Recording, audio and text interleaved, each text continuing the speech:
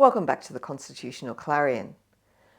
The Queensland Premier, Stephen Miles, recently stated that if his government won the 26th of October state election, it would hold a state plebiscite on Peter Dutton's proposal to build and operate 2 nuclear power stations in Queensland. A plebiscite, as I've explained in a previous video, is a vote on what the people want. Unlike a referendum in Australia, it doesn't change the constitution or the law, and it's not binding. It just gives the government evidence as to the wishes of the people on what is often a controversial social issue, such as same-sex marriage, alcohol prohibition, gambling, daylight saving, and even shop trading hours.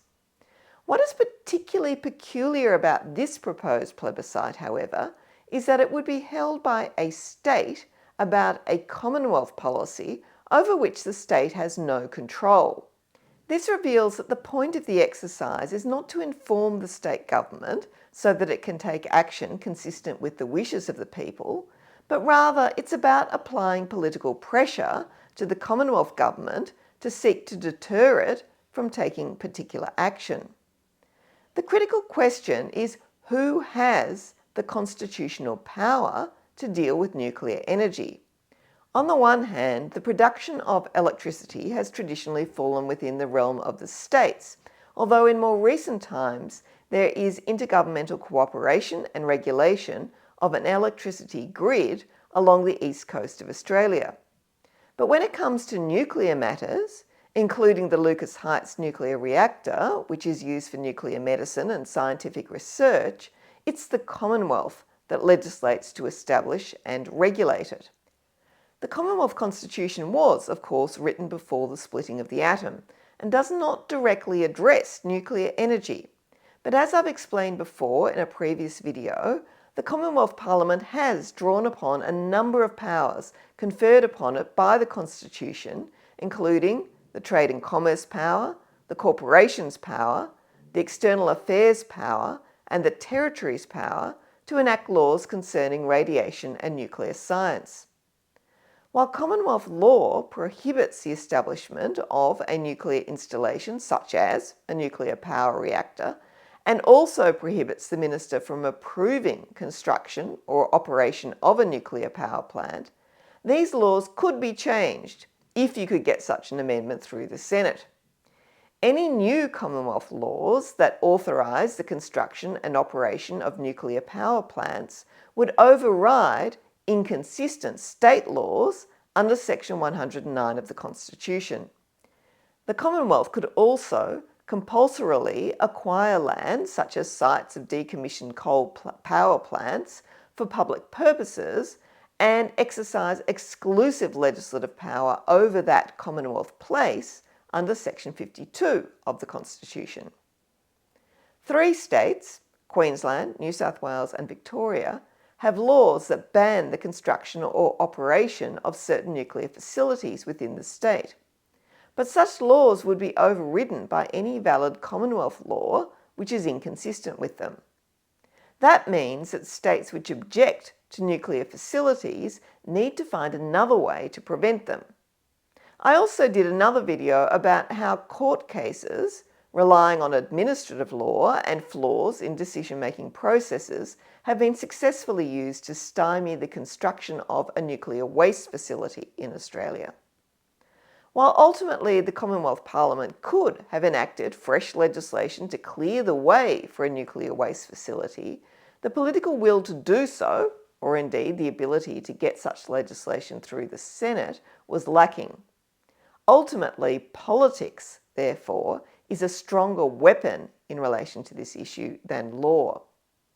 This brings us back to the Queensland plebiscite issue. It was originally a reaction to a report commissioned by the Howard Coalition government in 2006 that suggested that 25 nuclear power stations be established across Australia. The Beattie Labor government opposed the establishment of any such power stations in Queensland. The Queensland Parliament, therefore, enacted the Nuclear Facilities Prohibition Act 2007. It banned the construction or operation of certain types of nuclear facilities in Queensland. But unlike the other states, it went further.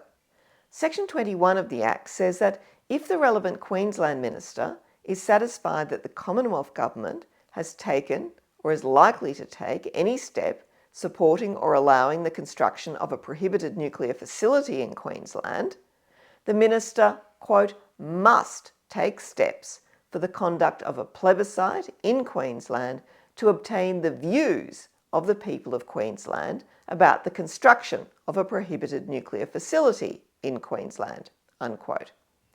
If the plebiscite found that Queenslanders were opposed to having nuclear power plants in their state, it would make no difference from a legal point of view. It would not in any way bind the Commonwealth Government or prevent the construction of a nuclear power plant there. Its effectiveness is a political matter. A negative reaction by the people might frighten off a Commonwealth Government that needed to win Queensland seats at the next election. Defying the will of the people as clearly expressed in a plebiscite would be very politically dangerous. Now, this tactic is made clear in the Hansard record of the debate on this law when it was enacted. The then Premier, Peter Beattie, said that, quote, if the Howard government wants to use its powers to override the strong position of Queenslanders, this government will make certain that Queenslanders have a chance to have their say, unquote. This was important, he claimed, because it would, quote, put political pressure on the federal government to not go down this road, unquote. Queensland was not the only state with this bright idea. South Australia had proposed it first in 2002 with respect to any Commonwealth proposal to place a nuclear waste facility in the state, but the provision wasn't passed. In 2007, Labor governments in both Victoria and Western Australia also proposed the use of plebiscites, but it did not get through their upper houses. Hence, at the moment, it seems that Queensland is the only place where it's mandatory to hold a plebiscite on the issue. It could, of course, be the case that the people of Queensland would vote in a plebiscite to support nuclear power plants in their state. But given the complexity of the economic arguments, the technological arguments, the environmental issues and the public safety issues, any such plebiscite would have to be a star candidate for a massive and effective scare campaign. It seems that such a political assessment has already been made by the current Queensland Premier. In his announcement on the issue, he mused that his government, quote, could even hold that plebiscite on the same day as the federal election to save people going to the polls twice, unquote. This was a mischievous suggestion which has little basis in reality for two reasons. First, the Queensland legislation only permits the holding of a plebiscite if the Queensland minister is satisfied that the Commonwealth Government has taken or is likely to take any steps supporting or allowing the construction of a prohibited nuclear facility in Queensland. The existence of an opposition policy to that effect would not be enough to trigger the application of the section.